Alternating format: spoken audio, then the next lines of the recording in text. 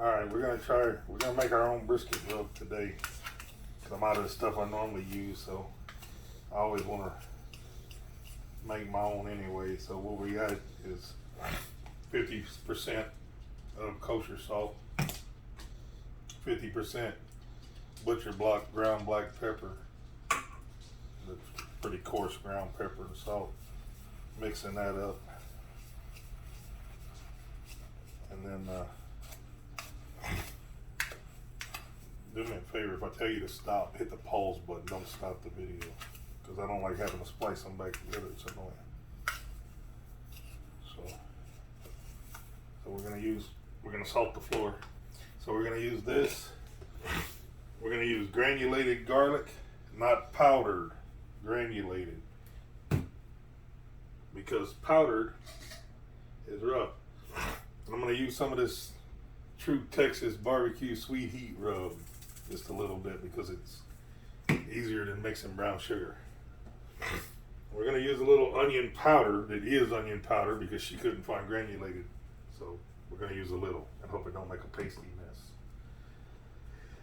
Right now I'm gonna put the salt and black pepper on first on this side. Just mix it good. Pour it in a shaker, I guess. I quit making a mess. Try to pour it into this. Hopefully it fits. Probably gonna make a mess, so we'll do it over the brisket. A little more is better than a little less anyway.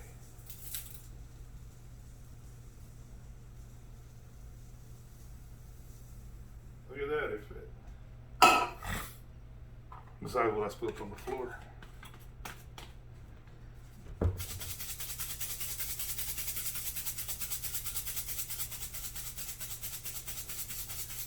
I think mostly what you want to do is put the salt, pepper on first, because I think the rest of the stuff won't stick as good, or whichever way it is, but we're going to put the salt and pepper on first. And I put a lot, generous amount. One thing about brisket, it's hard to over season it, because all the seasoning's going to be on the outside. You're going to have a whole bunch of meat inside with no seasoning. So doesn't hurt none to season it. I'll put the granulated garlic, because we like garlic in this house. Somebody already opened it. That was great enough.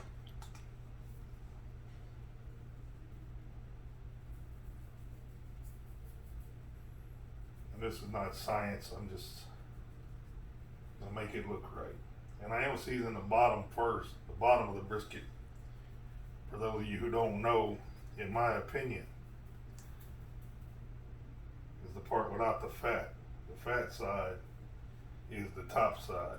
And I've heard people talk about all kind of noise about, you really think the fat cap absorbs down through the brisket while you're cooking it? No, I don't, stupid.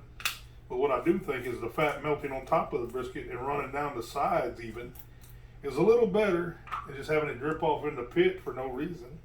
It'll help keep the brisket moist, I believe that. I believe fat on top, melting down over the brisket, is a lot better than just dripping it down in the bottom of the barbecue pit and not doing anything.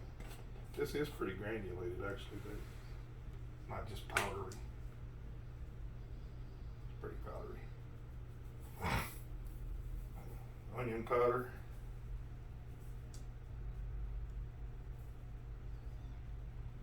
Where's celery salt, woman? Celery salt, that's good stuff too. See, when people tell you in Texas we only use salt and pepper on our brisket, they're not lying. Celery salt, garlic salt, onion salt, it's all salt. It's just salt, salt and pepper.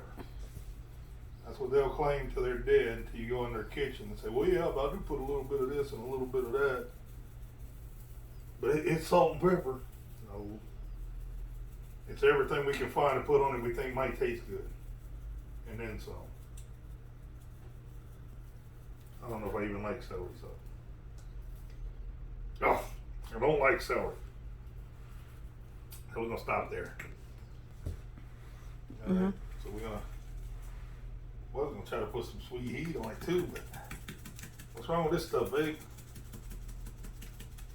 Ain't this new? Mm-hmm. You don't like it. Oh, there it goes. Now it'll come out.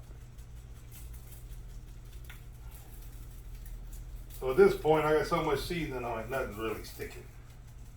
I don't put a binder on brisket either. Some people put mustard or whatever. You can't taste it, but I don't put a binder on it. It's fat enough. The part nobody likes now, I'm gonna pat it in. We call it brisket rub, but we don't rub him. Pat him. You rub him, you'll make a hell of a mess. Yeah. So whatever don't stick at this point, it's gonna fall off in this pan. It's fine. Deal with it later. Because once the salt starts making the meat sweat, it will stick. And this is how I trimmed it. I took all the fat off of the fatty end of it, and I left the fat cap about a 1/4 inch thick, mostly, over the what they call the flat of the brisket, which is the part that's not fatty, which in this house we don't like. We like our brisket marbled with fat, because I'm gonna cook it so hot. By the time it's done, it's gonna be about 200 degrees inside, but it's gonna be probe tender, so you can stick a probe in it anywhere and tender. And when you cook them like that, the fat will melt in your mouth. It's like, it's not gonna be chewy, stretchy, or any of that. It'll melt in your mouth, so it doesn't hurt anything to have it some fat in it. Fat is flavor, just like char is flavor. I'm not saying burn it up, but you want char when you're cooking on a barbecue pit, especially. I don't like that I can't really get the edges of it. I'll stand it up in a minute and get the edges of it. Here we go with the scientists again, measuring. I'm Cajun, so you know we got a saying in Cajun country. If it don't taste good, just season it till it does. You get the right seasoning on anything, it's edible. We eat alligator, turtle, all kind of stuff. Just be careful around the wife with the hot sauce. Don't put seasoning on her. Especially hot sauce.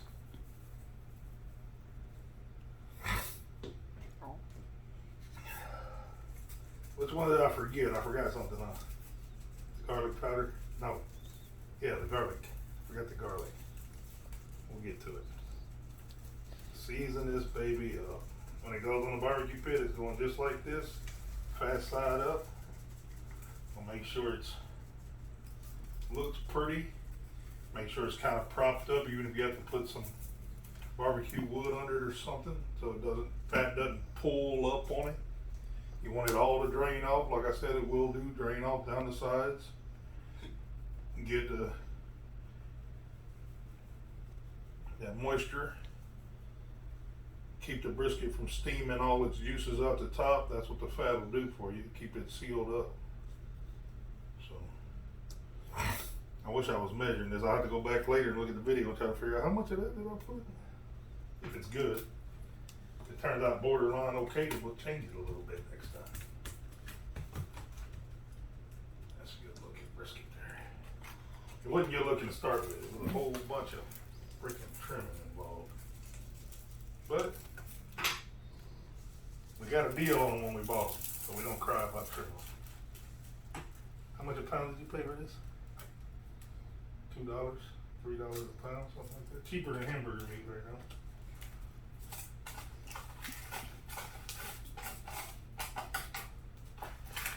Alright, that'll be it for this video until we smoke the hell out this old grill tomorrow.